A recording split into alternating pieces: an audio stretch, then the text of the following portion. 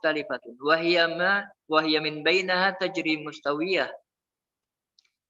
Yang perahu ini ya berjalan di lautan, dihempas oleh gelombang gelombang ombak ya. Dengan ombak kemudian ditiup, diterpa angin yang begitu dahsyat. Akan tapi safinah itu tetap berjalan dengan lurusnya. Ya, tidak terombang-ambing. Laisa laha mallahun. Namun yang anehnya kata Imam Abu Hanifah, tu safinah, tu perahu enggak punya pengemudinya. Apa istilahnya? Nakoda, enggak ada nakoda. Pengemudinya enggak ada. Ya. Wala mutaahhid yadfa'uha, dan juga tidak ada yaitu alat-alat berat, yaitu alat-alat yaitu orang-orang yang yang dapat mengontrol lajunya perahu tersebut ya, dengan misalkan dengan menaikkan layar dan seterusnya ya. Pokoknya orang-orang seperti itu enggak ada ya. Fahal yajuzu dzalika fil aql.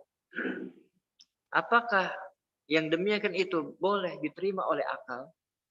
Ada safinah, perahu yang besar, dia memuat barang-barang yang banyak, yang padat, ya, barang-barang berat, dan dia berjalan di lautan dengan tenangnya, diterpa angin yang kencang, ya, dan juga gelombang lautan yang begitu, tapi tetap jalan seperti biasa.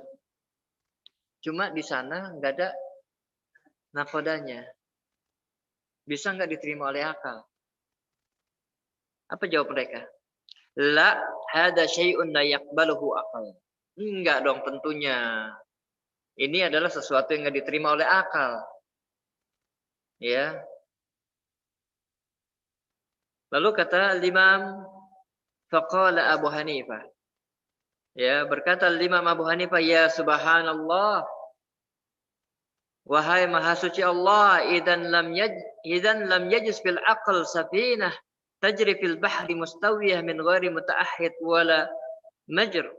Ya, wala mujri. Fa kaifa yajuzu qiyamu hadhihi ad-dunya ala ikhtilafi ahwaliha wa taghayyur a'maliha wa sa'ati atrafiha wa tabayyuni aknafiha min ghairi sani'in wa hafidhin. Ya, kalau perahu saja yang dia berlayar di lautan tanpa ada orang yang mengemudikannya, ya itu kalian anggap tidak masuk akal. Lalu bagaimana dengan dunia ini dan segala macam keadaannya, ya, berubah-ubahnya, amaliyahnya, ya, dan juga perkara-perkara yang bisa kalian lihat tuh. Tanpa adanya pencipta dan tanpa adanya yang menjaga mereka, yang mengatur mereka, yang kalian bisa saksikan nih, angin, ya, kemudian matahari dan seterusnya. Mungkin nggak menurut kalian ini di sana tidak ada penciptanya dan tidak ada yang mengaturnya, tidak ada yang menjaganya? Mungkin nggak? Ya, logika ini. Al-Imam Abu Hanifah beristidlal. Ya, beristidlal seperti Ibrahim alaihissalatu wassalam. Karena orang seperti ini kalau antum katakan qala Allah, qala Rasul, qala Allah, qala Rasul, ma yaqbalu. Mereka enggak akan terima. Orang ateis, ya, mereka mainannya akal. Nah, maka dijawab dengan akal sebagaimana Ibrahim alaihissalatu wassalam kepada Namrud. Ya. Gitu, Namrud. Allah Subhanahu wa taala kata Nabi Ibrahim, yuhyi wa yumit. Allah menghidupkan dan mematikan. Wa ana uhyi wa umit. Aku juga bisa kata Namrud, matikan dan menghidupkan. Menghidupkan dan mematikan. Kemudian kata Nabi Ibrahim, Allah Subhanahu wa taala menerbitkan matahari itu dari timur dan menenggelamkannya ke barat. Maka ganti. Bisa enggak itu Kamu wahai Namrud, berubah matahari itu dari barat terbitnya dan terbenamnya ke timur. Fabuhit.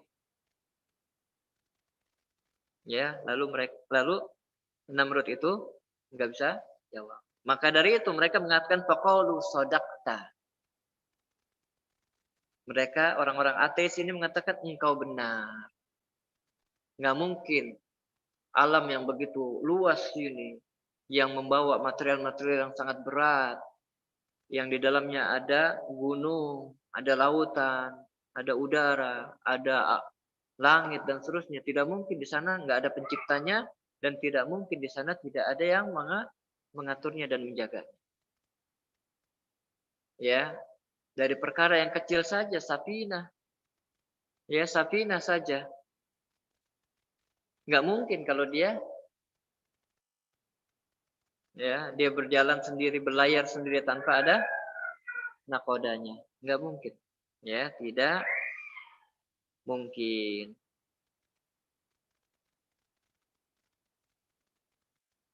Ini hujjah dari Imam Abu Hanifah.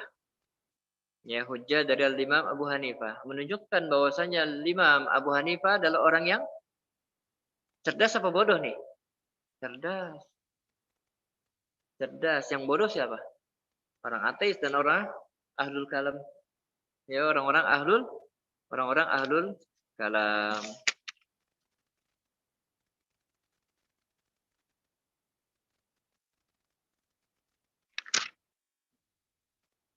Dan di sini juga ada ucapan Al-Imam Asy-Syafi'i rahimahullah taala.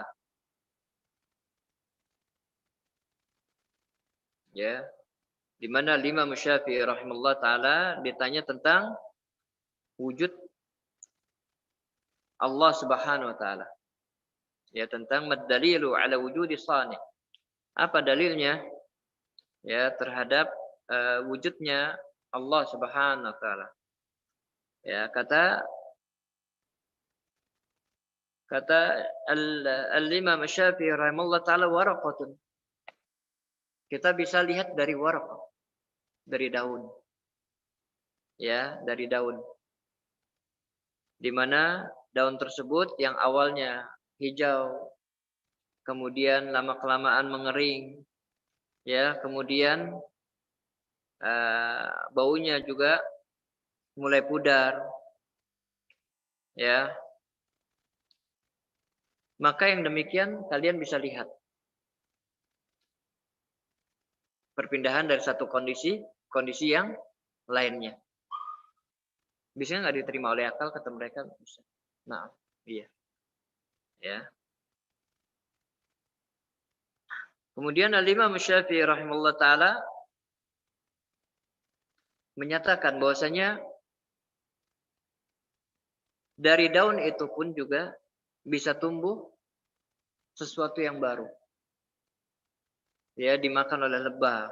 Ya, kemudian menjadi asal, menjadi madu. Ya, kemudian juga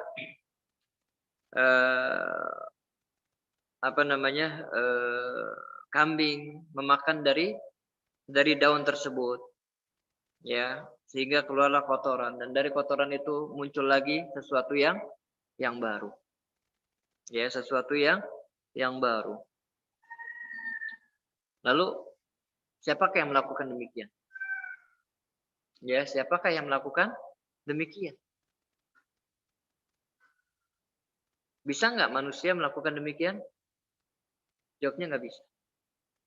Ya, kalau begitu, tentunya yang melakukan demikian ada dong. Nggak mungkin nggak ada. Ya nggak? Yang melakukan demikian tentunya ada. Nggak mungkin nggak ada. Kayak misalkan gampangnya botol. Ada nggak yang membuatnya? Ada. Nggak mungkin botol ini bisa tercipta sendiri. Ya, nggak mungkin. Botol ini bisa tercipta sendiri. Nah, begitu juga dengan apa yang kalian lihat dari tanaman-tanaman yang kalian bisa lihat. Yang tadinya sudah hancur. Kemudian Allah Subhanahu wa taala tumbuhkan kembali. ya, dari satu keadaan ke keadaan yang lain dan seterusnya. Apakah tidak mungkin tidak ada penciptanya? Ya, kata mereka, tentunya ada. Lalu disebutkan di sini fa aslamal mukhalifuna lahu ala yadayhi. Maka akhirnya orang-orang yang mengisi Al-Imam Syafi'i rahimahullah taala tunduk Islam, masuk Islam atas dia di atas tangannya Al-Imam Asy-Syafi'i rahimallahu taala.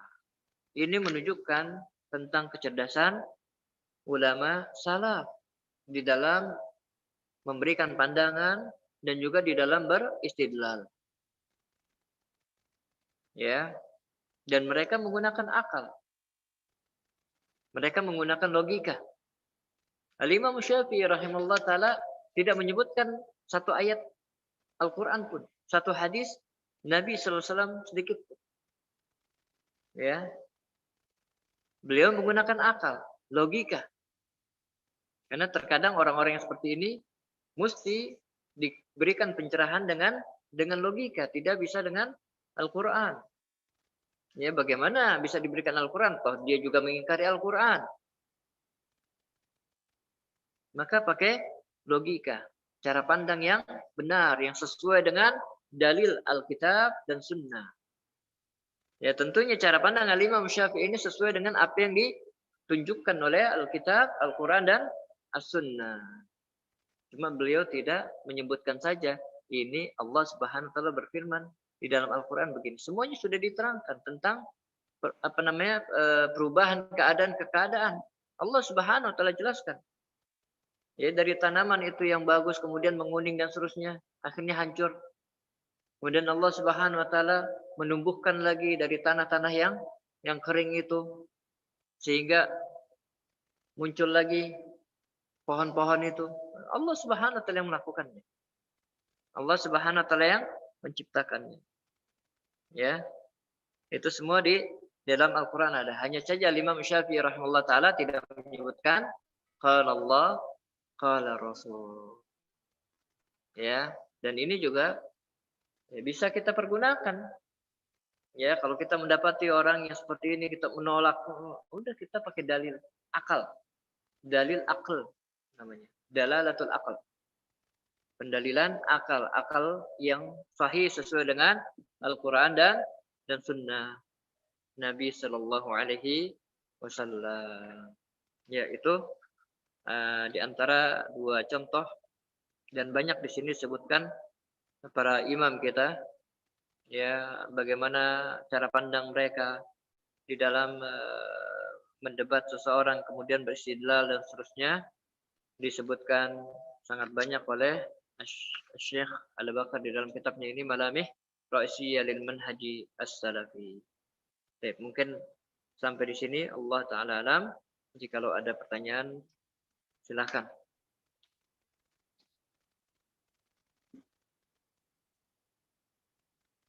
Ada pertanyaan? Karena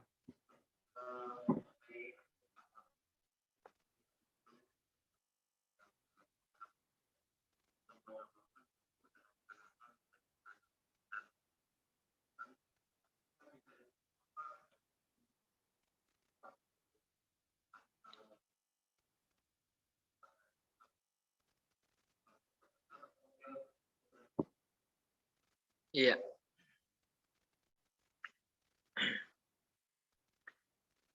Jikalau dia menolak itu dengan bentuk pengingkaran, ya,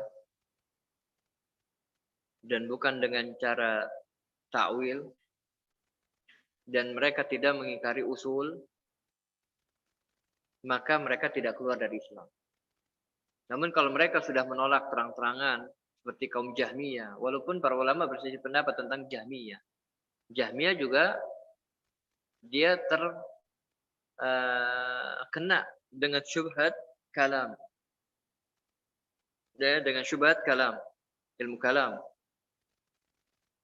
Ya, di mana Jahm bin Safwan banyak menolak sifat Allah. Bahkan dia menolak juga nama-nama Allah Subhanahu wa taala. Ya, bahkan hampir semuanya nama-nama dan sifat-sifat Allah dia tolak. Melakukan takwil, melakukan ta'til, bukan takwil lagi tapi ta'til. Ya, maka dari itu ada ulama yang mengatakan bahwa mereka telah kafir. Mereka telah keluar dari Islam. Jam bin Safwan kafir. Ini menurut Al-Imam Ibnul Mubarak rahimahullah taala mengatakan Al-Jahmiyatu kuffar. Ya, orang-orang Jahmiyah itu kafir. Mereka telah kafir karena pengingkaran mereka terhadap nama-nama dan sifat-sifat Allah Subhanahu wa taala. Ya, ini masalah usuliyah. Adapun seperti Mu'tazilah yang mereka mentakwil dan mereka mengimani sebagiannya, ya. Kemudian ada sebagian yang mereka takwil.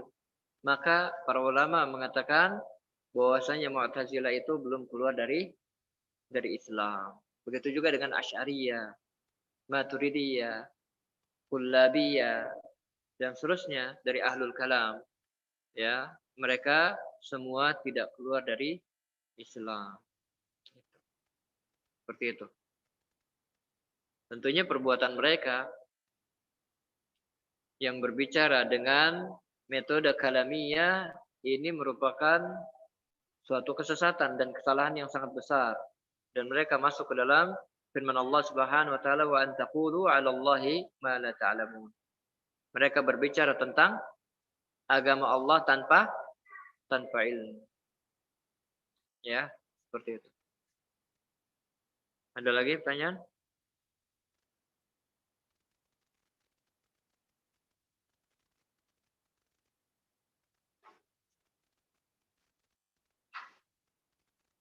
Pembahasan ini jelas ya. Tentang usus atau asas. Fondasi dasar dari manhaj Ahlul Kalam. Dan ini kita mesti ketahui ya sebagaimana ucapan para ulama araftu syarra lil syarri. Aku itu mengetahui keburukan bukan untuk melakukan keburukan. Araftu syarra liyattaqihi. Dan aku mengetahui keburukan agar aku bisa menjauhinya. Ya, dan kita sudah ketahui fondasi dasar ya, pokok-pokok dasar pemikiran mereka, manhaj mereka, cara beragama mereka, sebagaimana yang tadi telah dijelaskan. Ya, apabila salah satu itu ada pada kita waliyadzubillah, maka kita bisa terjatuh ke dalam manhajnya ahlul kalam. Ya, ini manfaatnya kita belajar manhaj. Di samping kita belajar akidah. Karena manhaj itu lebih menyeluruh daripada akidah. Akidah pada satu juz'un. Sedangkan manhaj itu pada keseluruhannya. Akidah, ibadah, dan yang lainnya. Itu manhaj. Ya.